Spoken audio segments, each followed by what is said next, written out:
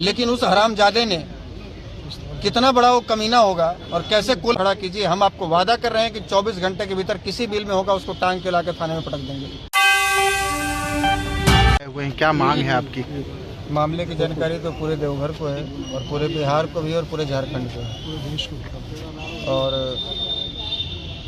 थाना से न्याय की उम्मीद में इतने लोग रात में अपना सब काम धाम घर परिवार सब छोड़ के आए हुए हैं। 4 घंटे से यहाँ पे हैं।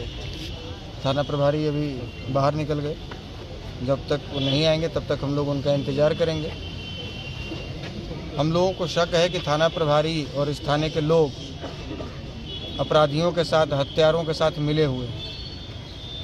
वो उनको बचाने का प्रयास कर रहे हैं। जैसा कि FIR में जो टाइपिंग करके चढ़ाया गया और घटना की तारीख को 9 के बदले 6 कर दिया गया। उसके बाद जिस दिन घटना हुई थी इसी थाना के लोग जाकर वहां सबूत मिटा रहे थे टॉर्च जला जला कर रात के अंधेरे में। कि ये कई चीज़ें ऐसी हैं।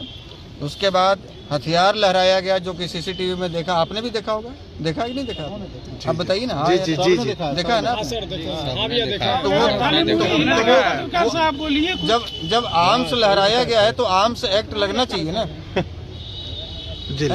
अपने तरफ से डाल के वो कट्टा और आर्म्स एक्ट आप लगा देते हैं और जो रियल में आर्म्स लहरा रहा है उस पर आर्म्स एक्ट नहीं लगा रहे। क्यों भाई, क्यों नहीं लगा रहे? उससे डर है, उससे मिले हुए हैं, उससे पैसा खाए हुए हैं। आपका ट्रांसफ़र पोस्टिंग करवा सकता है। किस बात का डर है? हम लोग ये पूछने आए थाना प्रभारी से कि क्या आपके बस का नहीं है उसको गिरफ्तार करना? क्या वो बहुत बड़ा गुंडा है? क्या वो बहुत बड़ा माफिया है? या वो किसी नेता कोई मंत्री का संरक्षण पा रहा है? तो आप यदि नहीं गिरफ्तार कर सकते हैं तो आप हाथ खड़ा कीजिए। हम आपको वादा कर रहे हैं कि 24 घंटे के भीतर किसी बिल में होगा उसको टांग के लाकर थाने में पटक देंगे। लेकिन आप पहले हाथ खड़ा कीजिए। घटनास्थल पर मारपीट भी किया अभी? सारा कुछ है, सब कुछ CCTV फुटेज में। मेरा भाई जब एक्सीडेंट हुआ कमर में चोट लगी थी, इंटरनल ब्लीडिंग हुई थी, लेकिन वो बोल रहा था।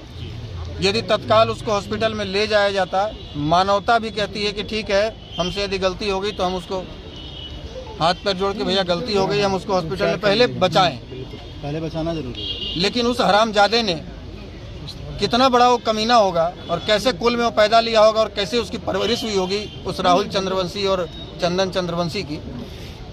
उसके भीतर इंसानियत है ही नहीं उस हरामजादे के भीतर। उसको तो लगा कि कोई सड़क छाप आदमी मर गया, अब इसको मार ही देते हैं, हॉस्पिटल पहुंच जाएगा, जिंदा हो जाएगा तो ये बयान दे देगा। और 1 घंटे तक वो हॉस्पिटल नहीं जाने दिया। लेकिन उसको पता नहीं है कि वो किसका भाई था। हलक के भीतर हाथ डाल के उसका जीव खींच लेंगे। उसको आज यहाँ से कह के जा रहे हैं। आज आप लोग का क्या मांग है? और वो किसी भी बाप के पास जाके पैर पकड़ ले, वो बचने वाला नहीं है। आज का क्या उसको मांग टंगवाएंगे और निश्चित रूप से टंगवाएंगे। और उसमें जो भी अधिकारी शामिल होगा, जो मंत्री शामिल होगा, जो नेता शामिल होगा, जो भी शामिल होगा, किसी को नहीं बख्शा जाएगा। हम इसी के लिए जिंदा रहेंगे। अब केवल इसके लिए, केवल इसको सजा दिलवाने के लिए जिंदा रहेंगे और जीने का मेरे पास दूसरा कोई कारण नहीं। हम लोग सब साथ क्या मांग है आज का?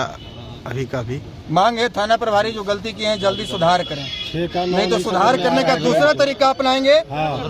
ये कोर्ट में हाजिरी लगाते लगाते परेशान हो जाएंगे, वर्दी नहीं पहन पाएंगे। इनको बता रहे हैं इसके बाद हम लोग शांति से पेश नहीं आएंगे। FIR में नरमी जो बरता गया ये वर्दी पहन के आराम से थाना में नहीं बैठेंगे। इनको कोर्ट का चक्कर लगाते लगाते हालत खराब हो जाएगा, पसीना छूट जाएगा। हम लोग को सब प्रोटोकॉल पता है। 32 मुकदमा अपने ऊपर झेले हुए यहाँ से दिल्ली तक, और अब तक 7 जेल का सफर किए हुए हैं। वकालत का एक धारा हमको पता है। रीट याचिका कैसे एक्सेप्ट किया था ये सब पता है हमको। DIG तक को कोर्ट में हम खड़ा करवाए हैं। ये तो अभी दरोगा है। इनको बोले हैं हिसाब से चलिए, कोई आपको संरक्षण नहीं देगा। आपको 2 रुपया दे सकता है, आपकी नौकरी नहीं बचाएगा, आपको संरक्षण नहीं देगा। इसलिए काम कीजिए ईमानदारी से। ये वर्दी मिली है आपको न्याय दिलाने के लिए, किसी हत्यारे का साथ देने के लिए नहीं मिली।